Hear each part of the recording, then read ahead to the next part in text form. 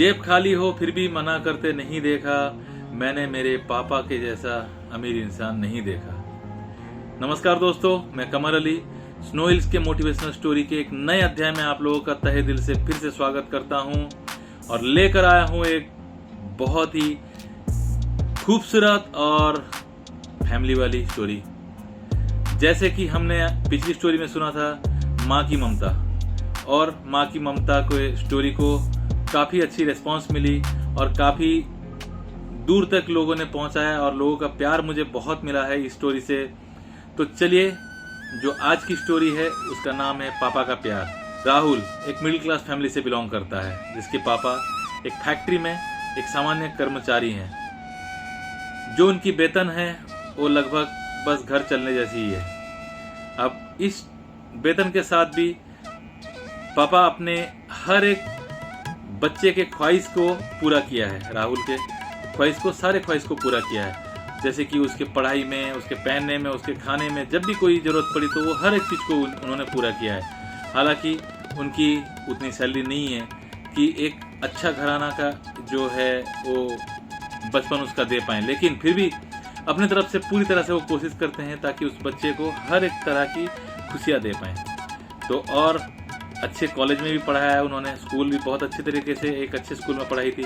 आज के दौर पे इस कॉलेज में जब पढ़ने के लिए वो जाता है तो उसको बहुत तरह के बच्चों के साथ उसकी दोस्ती होती है, और जिसमें काफ़ी अमीर घर के बच्चे होते हैं जिनके पास अच्छी अच्छी फ़ोन होती है, लैपटॉप होते हैं, अच्छे अच्छे कपड़े होते हैं, जूते होते हैं, यहाँ तक कि हर हफ्ते नए नए कपड़े को पहनने का मौका मिलता है उनके दोस्तों को। लेकिन राहुल को ये मौका नहीं मिलता है, जिसकी कमियां उसको हमेशा खटकती रहती है। अब इस खटकने को वो हमेशा सोचता है कि मेरे पापा मेरे लिए कुछ नहीं करते हैं, कुछ भी नहीं करते हैं। जैसे मेरे दोस्तों के पापा उनके लिए बहुत कुछ करते हैं, मेरे पापा मेरे लिए कुछ करते ही नहीं है। क्या करते हैं? ना अच्छा पहनने के लिए देते हैं, ना मेरे दोस्तों के जैसे नए नए चीज़ों को ला के देते हैं, ऐसा कुछ नहीं करते। सो इस चीज़ की हमेशा कमियां और शिकायत रहती है। एक दिन अपने घर पे जब खाना खाने के लिए बैठे रहते हैं पूरी फैमिली, तो राहुल की एक डिमांड निकल पड़ती है कि पापा, मेरे सारे दोस्तों के पास बाइक है और आप मुझे मेरा बाइक एक नहीं दिलवा पा रहे हैं। आप कैसे पापा हो? आप अच्छे पापा नहीं हो। आपको अपने बेटे की ख्वाहिश को पूरा करने का कुछ भी आपके पास ताकत नहीं है। आप चाहते ही नहीं हो कि आपका बेटा खुश रहे, आपका बेटे की भी इज्जत हो, आपके बेटे को भी सब पसंद करें और सब इज्जत दें। जैसे कि हर एक उसके दोस्त को बाइक लेके आने पे, अच्छे अच्छे कपड़े पहनने पे और नए नए चीज़ों को लेके आने पे खुशियाँ मिलती है और उनको तारीफें मिलती है। तो पापा बोलते हैं, बेटा देख, बड़ी मुश्किल से ही घर चलता है और बहुत मुश्किल से मैं तेरी पढ़ाई का खर्च भी निकालता हूँ। यहाँ तक कि तेरे हर एक खर्च को, हर एक चीज़ों को मैंने दिया है, लेकिन तू बेटा इतना तो समझ ले कि ये जो बाइक है बहुत महंगा है और मेरे लिए ये थोड़ी सी मुश्किल पड़ रही है। तो बेटा बोलता है, पापा आपको अपने बेटे को प्यार ही नहीं है, बेटे से प्यार ही नहीं है। आपने सिर्फ पैदा कर दिया, ऐसे ही छोड़ दिया, और आप अपने बेटे को उसकी जरूरत की चीज़ों को नहीं देने की आपकी ताकत ही नहीं है। आपके बेटे को वो सारी चीज़ें आप दे नहीं पा रहे हैं जो उसकी ख्वाहिश है, तो आप कैसे पापा हैं? आप अच्छे पापा नहीं हैं। ये बोल के उठ के वो खाने से चला जाता है। अब पापा को इस बात का बहुत बुरा लगता है कि वो उसके बेटे के मांगों को पूरा नहीं कर पा रहे हैं, उसकी मांगी हुई चीज़ को दे नहीं पा रहे हैं। तो ये सोच के और रात को खाना खाने के बाद चले जाते हैं सोने के लिए। अब सुबह क्या होती है ना, बेटा जब उठता है राहुल, तब तक वो पूरा गुस्से में भड़का होता है। अब वो सोचता है कि बस इस घर में तो मेरे लिए कुछ है ही नहीं, मैं इस घर में रह के करूँ क्या? इसलिए वो डिसीजन लेता है, वो सोचता है और ये उसने डिसाइड कर लिया है कि मैं अब इस घर पे नहीं रहूँगा, मैं ये घर छोड़ के चला जाऊँगा। तो ये सोचते ही वो क्या करता है, सुबह उठ के जाके बाहर जाता है और जाके देखता है तो बाहर ना उसके पापा हैं ना उसकी मम्मी है, कोई भी नहीं है। तो ये सोच के सोचता है कि चलो ठीक है, घर पे अब कोई नहीं है, मैं निकल जाता हूँ, अभी मुझे कोई भी परेशान करने वाला नहीं है, मैं चुपके से निकल जाता हूँ। अब वो क्या करता है, अपना एक बैग पकड़ता है और निकलने के वक्त देखता है कि पापा अपना जो वॉलेट है वो टेबल के ऊपर ही छोड़ गए हैं। तो सोचता है कि चलो अच्छी बात है, अब वॉलेट में कुछ तो पैसे हो जाएंगे, उससे भी मैं अपना गुजारा कर लूँगा, निकल जाऊँगा कहीं बाहर। तो वॉलेट को अपने जेब में डाल लेता है।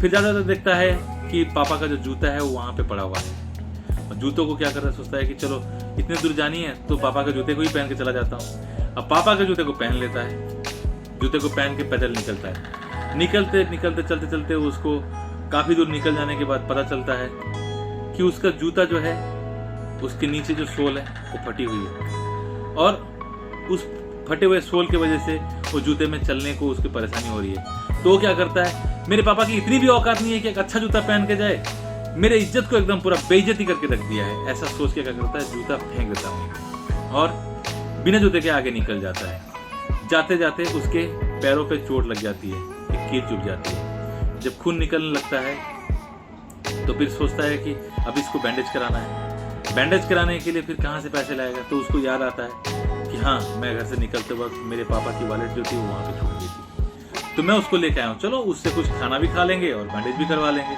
तो गुजारा हो भी जाएगा। ये सोच के क्या करता है, निकलता है, वो पर्स को निकालता है, वो वॉलेट को निकालता है। जब वो वॉलेट को निकालता है तो देखता है कि उसके पापा के वॉलेट पे सिर्फ 100 रुपए हैं, लेकिन फिर भी उनकी जो वॉलेट है वो काफी चौड़ी है, बहुत मोटी है। तो बोलता है पापा का कुछ काम ही नहीं है, इतने बड़े कंजूस हैं, 100 रुपए ही रखें और वॉलेट तो देखो इतना मोटा, जैसे कि काफी बड़े अमीर जाते हैं। ये बोल के जब अपने वॉलेट से क्या करता है, देखता है कि काफी सारी चीजें हैं, चलो एक बार देख लेते हैं। तो क्या है उसमें, सिर्फ पेपर। अब उन पेपरों को निकाल के एक एक करके चेक करता है और इधर गुस्से में भड़का रहता है, क्योंकि उसको भूख लगी रहती है, घर से निकल गया है वो और रास्ते में चोट भी लग चुकी है। अब जेब में देख रहा है कि 100 रुपए के अलावा और कुछ है नहीं, तो वो सोचता है, वो गुस्से के मारे बोलता है कि चलो मेरे पापा की औकात को मैं देखता हूँ कि मेरे पापा क्या रखे हैं अपने जेब में। जब वो वॉलेट खोलता है तो पहला जो पर्ची है वो देखता है, उसमें लिखी हुई है कि उनके पापा ने किसी से 40,000 रुपए उधार ली थी और उस उधारी को चुकता हर महीने वो पैसे देके कर रहे हैं। और ये 40,000 कौन सी 40,000 है? ये वो 40,000 है जिस 40,000 से बेटे के ख्वाहिश की गई लैपटॉप खरीदी गई थी, क्योंकि उसके कॉलेज में लैपटॉप की जरूरत थी और पापा ने किसी से पैसे लेके, उस उधारी लेके लैपटॉप खरीद के दिया था और उस 40,000 के पैसे को बारी बारी करके रिटर्न कर रहे हैं। तो ये सोच के थोड़ा सोचा कि मेरा पापा क्या इतने गरीब हैं कि वो 40,000 उधारी लिए हैं, उसके पैसे से लैपटॉप दिए हैं मुझे। फिर सोचता है चलो देखते हैं आगे और क्या है। तो जितने भी पेपर्स निकाला तो उसमें देखता है कि कभी घर खर्चे के कुछ है, कभी इलेक्ट्रिक बिल है, कभी टेलीफोन बिल है, हमेशा कुछ ना कुछ उसमें बिल निकलता रहा है। ऐसे देखते देखते देखते तो बेटे को कुछ समझ में आ रहा था कि पापा के पास जो पैसा है वो पैसे को ये कितना खर्च कर रहे हैं और पूरे घर के खर्च के जो पर्चियां हैं उनके अपने जेब में उन्होंने रखे हुए हैं। तभी इन चीजों के बीच में उनको एक पर्ची मिलती है। क्या पर्ची मिलती है? उस पर्ची में लिखी हुई होती है कि आप अपने पुरानी गाड़ी लाइए और एक्सचेंज करके नई गाड़ी लेके जाइए, नई बाइक ले जाइए। और उस पे वो पर्ची को सिर्फ साइज करके काट के उन्होंने जेब में रखा हुआ है। तो राहुल को समझ में आ जाता है कि पापा कितने मुश्किल से पैसे जुटाते हैं मेरे ख्वाहिशों को पूरा करने के लिए, मेरी मांगी हुई चीज़ों को पूरी देने के लिए, मेरे किताबों के पीछे पैसे खर्च करने के लिए, मेरे लैपटॉप के पीछे पैसे खर्च करने के लिए, मुझे मेरी हर एक ज़रूरत को देने के लिए। जैसे पापा ने खुद तो एक टिपटॉप वाली मोबाइल पकड़ रखी है, लेकिन पापा ने मुझे एंड्रॉयड की मोबाइल दे रखी है, क्योंकि वो भी मेरी एक डिमांड थी। और इस पर्ची पे देख के वो बिल्कुल समझ गया था कि पापा शायद उनकी जो पुरानी स्कूटर है उस स्कूटर को एक्सचेंज करा के मेरे लिए बाइक लाने वाले हैं। तो इसको बहुत बुरा लगता है, बहुत तकलीफ होती है कि वो जब समझ जाता है कि पापा कितने मुश्किल से घर चला रहे हैं और पूरी जिम्मेदारी लेके ये चीज़ का एहसास भी होने नहीं दिया है कि बेटा क्या खाएगा, बेटा क्या पहनेगा, बेटे को क्या ज़रूरत है। ये सारी चीज़ों के बीच में उसको महसूस हो जाता है कि कहीं पापा आज वो बाइक लाने के लिए तो नहीं गए हैं अपना स्कूटर बेच के। तो वो निकलता है एकदम घर पे, वो घर पे जाके पहुंचता है कि सोचता है कि शायद रोक लेगा। जब घर पहुंचता है देखता है कि वहां पे पापा नहीं है। अब वो पर्ची पे लिखी हुई एड्रेस पे, पता पे भागते हुए जाके राहुल पहुंचता है। तो जाके देखता है कि राहुल के पापा जो हैं वो शोरूम के सेल्समैन के साथ कुछ बातचीत कर रहे हैं और बगल में उनकी स्कूटर रखी हुई है। समझ जाता है बेटा कि पापा इस स्कूटर को देकर उसके लिए बाइक लेने वाले हैं, महंगी बाइक लेने वाले हैं। तो पापा के पास जाके राहुल पहुंचता है और सीने से लगा के पापा को बोलता है, पापा मुझे माफ कर दीजिए, मैं नहीं समझ पाता था कि आप हमारे लिए क्या करते हैं, आप हमारे लिए कितनी मुसीबतें झेलते हैं, आप हमारे लिए कितनी तकलीफें करते हैं। यहाँ तक आपने हमारी हर एक जरूरतों को पूरी की है, लेकिन आपने अपने लिए खुद के लिए एक अच्छी जूते तक भी नहीं खरीदी, आपने अपने लिए एक मोबाइल तक नहीं खरीदी। यहाँ तक मैंने देखा है आप अपने पुराने कपड़ों पे ही ऑफिस जाते हैं, लेकिन मुझे अच्छे अच्छे कपड़े भी खरीद के देते हैं, मेरे लिए मोबाइल खरीद के दिया है। पापा मुझे नई बाइक नहीं चाहिए, मैं पढ़ाई लिखाई कर लूँगा और पढ़ाई करके बहुत बड़ा इंजीनियर बनूंगा या बहुत अच्छा जॉब करूंगा, मैं अपनी खुद की कंपनी बनाऊंगा।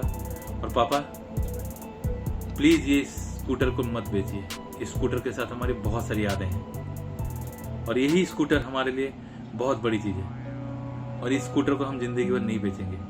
पापा मुझे माफ़ कर दो, मैं समझ गया कि ज़िंदगी की असलियत क्या है, किस तरह से आप हमारे लिए मेहनत करते हैं। पापा मुझे माफ़ कर दो और मुझे कल के लिए भी माफ़ कर दो, क्योंकि मैंने कल आपसे बदतमीजी की थी। तो पापा ये सुन के रो पड़ते हैं और उनके आसपास खड़े जितने भी लोग थे वो भी रो पड़ते हैं। क्यों पता है? क्योंकि एक बच्चे को उसकी सच्चाई पता चल गई और वक्त रहते उसको समझ में आ गई कि पापा होते क्या हैं, पापा का प्यार होता क्या है और पापा जिस बच्चे के पास है उसके लिए उसकी ज़िंदगी क्या है, ये उनको पता है जिनके पास उनके पापा हैं। जिनके पास उनके पापा नहीं है, समझ लीजिए कि उनकी दुनिया उनसे निकल गई। पापा अपने सर पे छत के जैसे होते हैं और अगर छत ना हो तो बारिश में गीले हो जाना एकदम स्वाभाविक है। इसके बाद राहुल वहाँ से पापा और मम्मी को लेके आता है।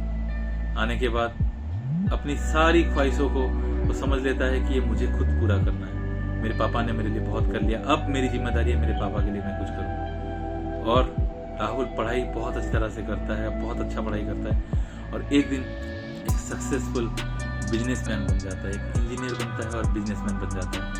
और आज के दौर पे उनके पास एक फैक्ट्री है और अपने पापा को हर एक चीज़ की खुशी उन्होंने दिया है। और यहाँ तक कि आपको इतना बता दूं, राहुल ने उसके पापा के स्कूटर को आज तक बेचने नहीं दिया है और आज भी उसके घर के पास वो स्कूटर देखने को मिलती है। ऐसे बहुत सारे बच्चे हैं जो अपने पापा को बहुत कमज़ोर सोचते हैं, बहुत छोटा सोचते हैं और हमेशा दूसरों के पापा के साथ या दूसरों के फैमिली के साथ कंपेयर करते हैं। मैं उन बच्चों को ये मैसेज देना चाहता हूँ इस वीडियो के तौर पे, इस वीडियो के जरिए कि आप अपने पापा को कभी छोटा मत समझो। आपके पापा वो हैं जो भूखे रह सकते हैं आपको खाना खिलाने के लिए। आपके पापा वो हैं जो खाली कदम चल सकते हैं आपको एक चप्पल पहनाने के लिए। आपके पापा वो हैं जो खुद मर जाएंगे, मिट जाएंगे, लेकिन आपको आँच आने नहीं देंगे। क्या आपको कभी याद है जब आप बचपन में कभी बीमार पड़ते थे तो आपके पापा आपके पास कैसे आपके लिए भागते थे? ये सारी चीज़ों को आप जरा सा कभी भी गौर से सोचिएगा और अपने पापा को उतना रिस्पेक्ट जरूर दीजिएगा, क्योंकि जब तक आपके पापा आपके साथ हैं आपकी ताकत बनी है। और अगर आपके पापा आपसे कभी छूट गए तो फिर आप समझ लीजिए कि आपकी दुनिया चली जाएगी। दोस्तों, मेरी ये स्टोरी आप लोगों को उम्मीद है कि बहुत अच्छी लगी होगी। अगर अच्छी लगी हो तो जरूर से कमेंट करें और हमारे इन स्टोरियों को जरूर से शेयर करें। और एक रिक्वेस्ट है कि आप इनको लाइक करना जरूर, इनको लाइक करना मत भूलिए।